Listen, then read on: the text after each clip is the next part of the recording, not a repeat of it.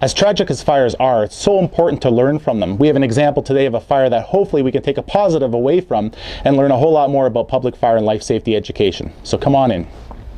This was a fire that occurred, and our response time was 4 minutes to the fire. Fire actually started in the kitchen, so let's head over there now. Believe it or not, this actually used to be a kitchen. There were 4 people in the house at the time. They actually put a pot on the stove which had oil in it. They had a heated pot of oil on the stove and left the kitchen. The fire service says, stand by your pan, watch what you heat.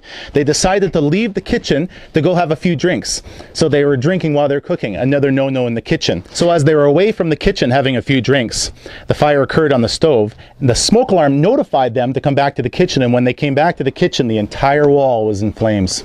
So this actually used to be cupboards here. You can see the alligatoring here. That's the result of a very hot fire. So when they came upstairs, they attempted to put out the fire by putting a big bag of flour on it, causing the fire obviously to grow a little bigger. They delayed calling 911, preventing the fire department to get here within time to minimize the damage. Because of their delay, the fire was able to vent out the back and take off faster. This isn't Hollywood, this is real life. This fire took off, and you can see the damage it did. The fire also wanted to vent itself, so it vented right out the back door. You can see it, all the alligatoring here and how hot it got.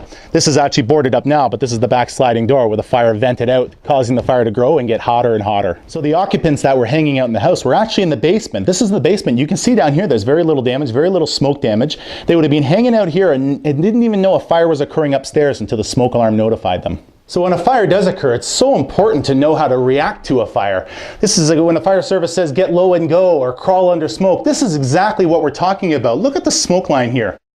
If these people got low under the smoke, they were quite safe. If they chose to run out, they would have been breathing toxic fumes. It's so important to get low and go underneath that smoke line. So when we talk about the toxic smoke, this is where it comes from. When the fire burns hot, such as on cushions like this releases toxins up into the air. And one breath of this, you're going down. Another way to protect yourself from the toxic smoke is to get into a bedroom and close the door and hopefully keep the smoke out of the room.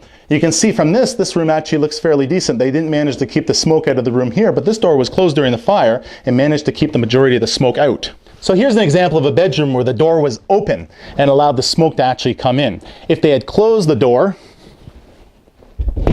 and kept the smoke out, this room wouldn't be as damaged as it is. You can see the darkness on the walls, melted blinds, quite a bit of damage because the door was open. So this was a simple kitchen fire that could have been prevented and controlled if somebody stayed in the kitchen. It burned so hot, you can see the doors peeling, it's melted the smoke alarms, all the plastic within the house.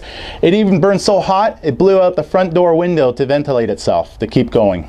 The Barrie Fire and Emergency Service cannot stress enough that when the smoke alarm goes off and you have a fire as dangerous as this one, get out. Do not put yourself at risk. Get out and stay out. Leave this up to the firefighters to put out.